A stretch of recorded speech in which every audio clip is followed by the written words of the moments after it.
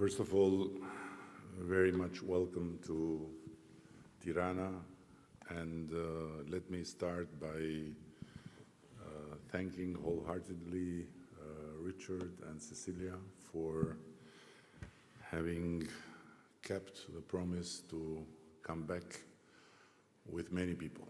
And here we are, while I'm very, very pleased to be together with a great leader, a very dear friend, the President of France, who comes in Tirana for the second time in 18 months, after no president came in more than 100 years. So thank you, Mr. President.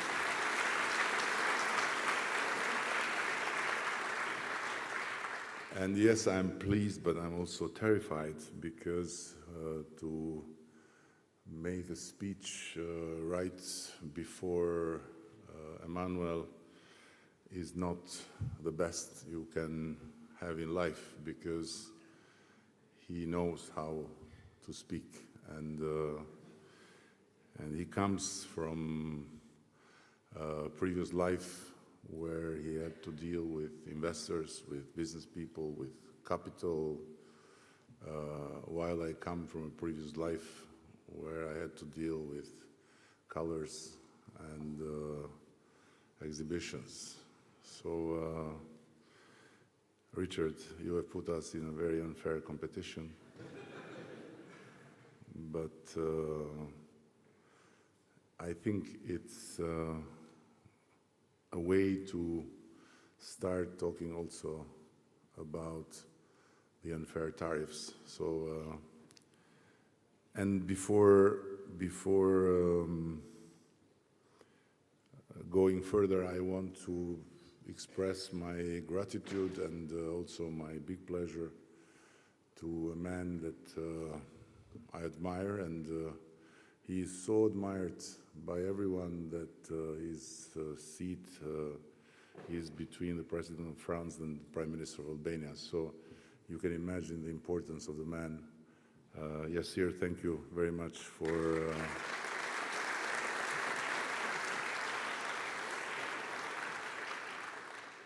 coming and for generously bringing with Richard this wonderful platform.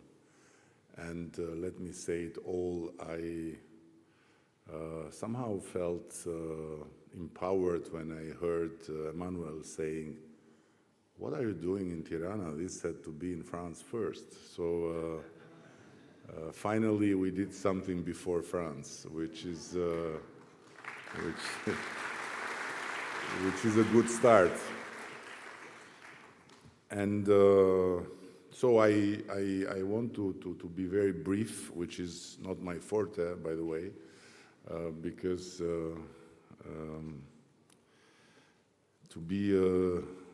because in general Balkan leaders are long in their speeches, and after 4 elections won and starting the 4th mandate, the risk to be even longer is very, very present. But I'm gonna try to be short, and I want to say that we are very proud for what we have achieved so far. Trust me, nobody would have imagined what is happening today, what happened yesterday. And I'm not talking about the imagination of 100 years ago, I'm talking about the imagination of 10 years ago, or 5 years ago. So we have come from a long way, and now we witness the results of the change we are making happen, and it's both satisfying and terrifying, because the responsibility is much bigger, and the demand to perform in the highest level is increasing every day. Yesterday we had a fantastic European Political Community Summit, And we realized how complicated it is to organize such a big event. But I think we did it well. And while in the western part of Europe they've done so many events of that kind, so at the end they think that the guests deserve just some cold catering food. We try to be at the top of the cuisine to make them feel how important they are, and I'm sure we succeeded. So we are here today to try and convey the message that this country wants more, and this country needs more people to trust in us. And the good thing about Albania is that, as you see, we are also good friends with many. And we feel blessed to be able to say that we are strategic partners of the EU, of the United States, but we feel also very blessed to say that we are close partners to Saudi Arabia, to UAE, to the Gulf countries.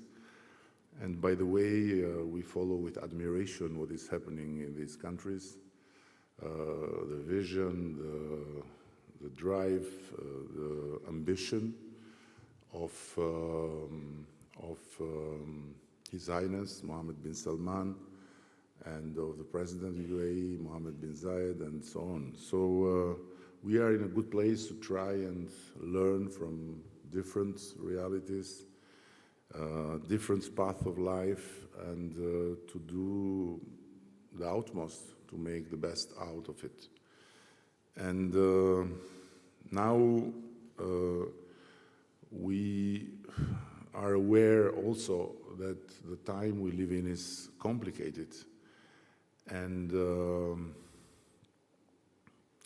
I checked in the Webster where the trendiest word is polarization.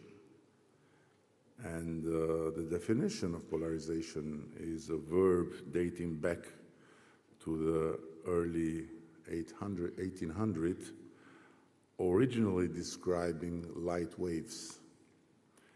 And for the Collins Dictionary, the #1 word was era, a particular time in someone's life or a specific career of a unique character.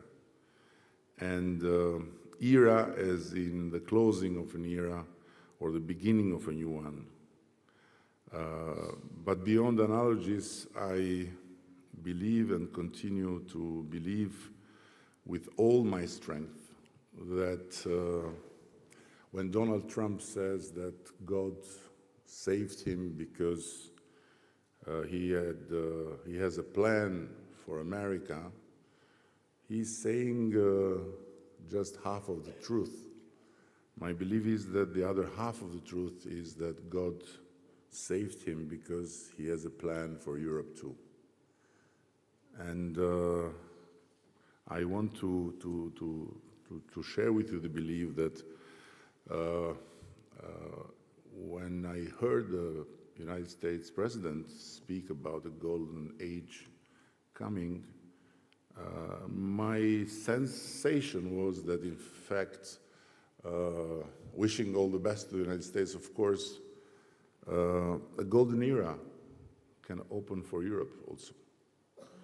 And it will be all about how far-sighted we'll be and how much able we'll be to think out of the box and to understand that in this world where everyone else is doing the unthinkable, Europe cannot just continue to think as it used to think before this moment appeared in our life. Europe also can and should think to do the unthinkable. And I believe it's not very difficult to understand what the unthinkable how the unthinkable might look like.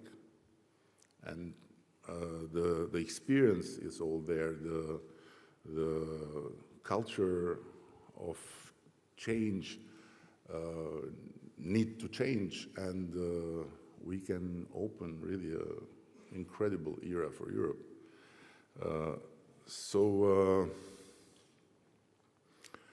Dear Emmanuel and dear friends, I was so happy to think that this forum could come here, also for another reason, because after having gone in some research to make my knowledge about the forum, what I realized is that this is the etalon of the effort to think differently. And I am fully committed to everything that can come out of it, and for everyone that can have the feeling that should come back to Albania and to invest and to stay. And to conclude, I want to tell you something that Emmanuel will maybe not be very happy to listen, but I have to share it with you. We opened with, thanks to his help and to the help of some other leaders, the new branch of the College of Europe in Tirana. It was a great decision that followed practically the previous decision to open the second branch, because the original is in Bruges, in Natoli in Poland in the early 90s, to help the new countries emerging from behind the wall to join Europe. So for us, it was amazing. But you know what's happening? We have students from all over Europe. And the students coming from the old Europe want to stay and work in Tirana. No French student want to go back to France, Emmanuel.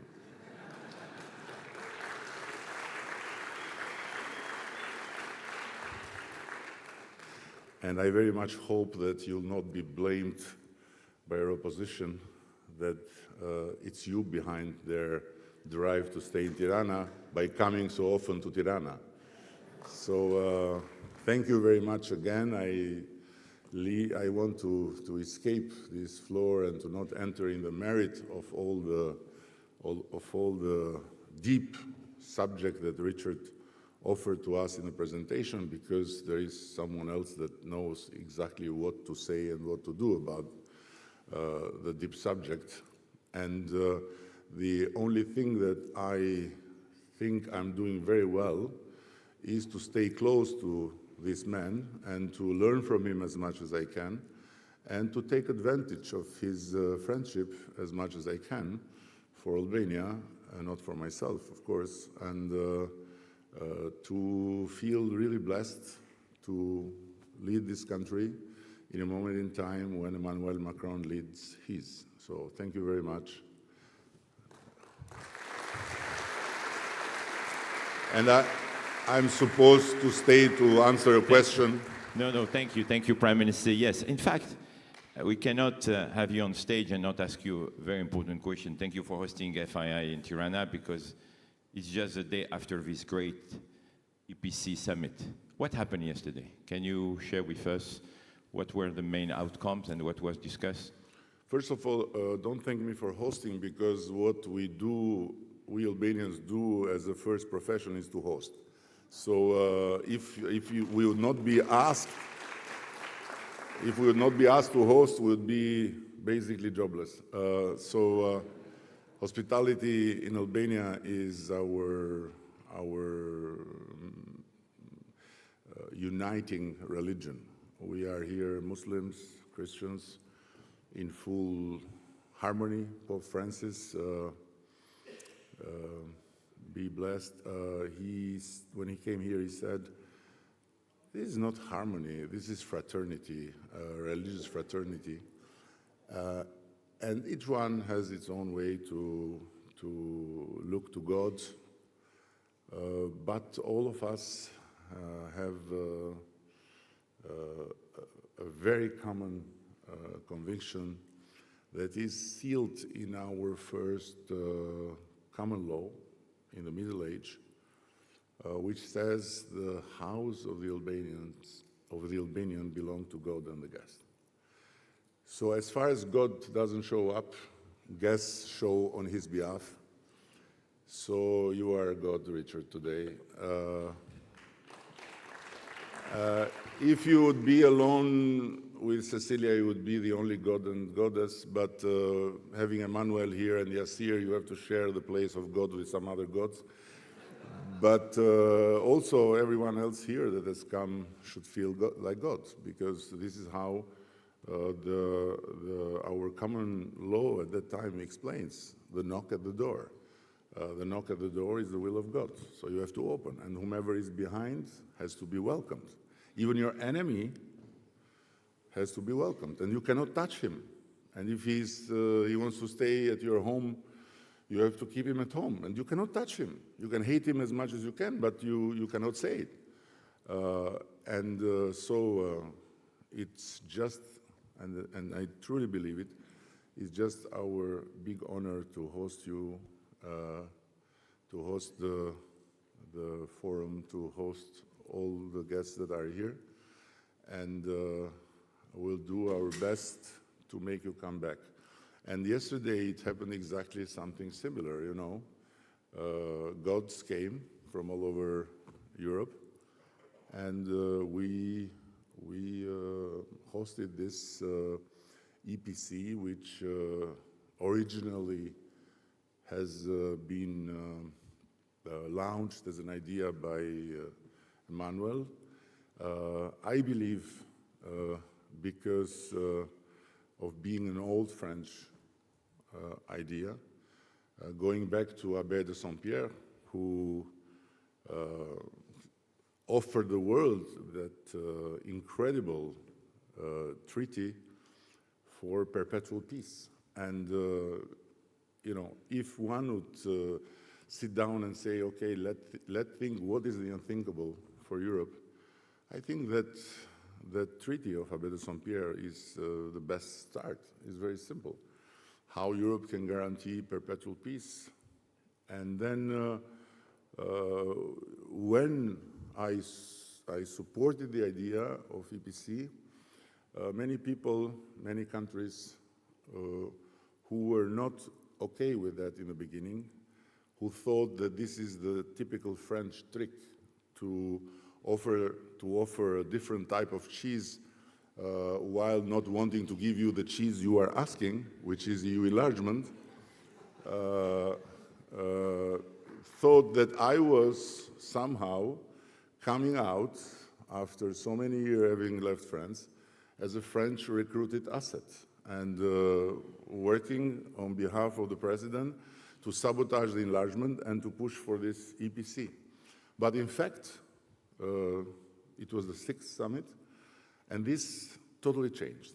And I believe the aggression of Ukraine has made everyone realize that this format is very much beneficial to everyone, because it gathers the big democratic Europe, from Great Britain to Turkey, from Switzerland to Azerbaijan and Armenia. And by the way, we were very pleased yesterday to see that Azerbaijan and Armenia are just one very small step to finalize a historical peace agreement. And so now, to see all this happen in Tirana is absolutely amazing. There was only one thing that we couldn't manage, because in the morning of day before, we had Sir Keir Starmer coming from Britain for a bilateral visit, which was the first bilateral visit in history of a British Prime Minister. And he brought so much rain with himself. It's normal. The whole day yesterday was under the clouds of British politics. And you see today, il y a le soleil with the Roi Soleil, you see, the Roi Second Soleil. So you are making my life and my job very easy. And please, ladies and gentlemen, we are very happy to welcome on stage the President of the French Republic, Mr. Emmanuel Macron, the President.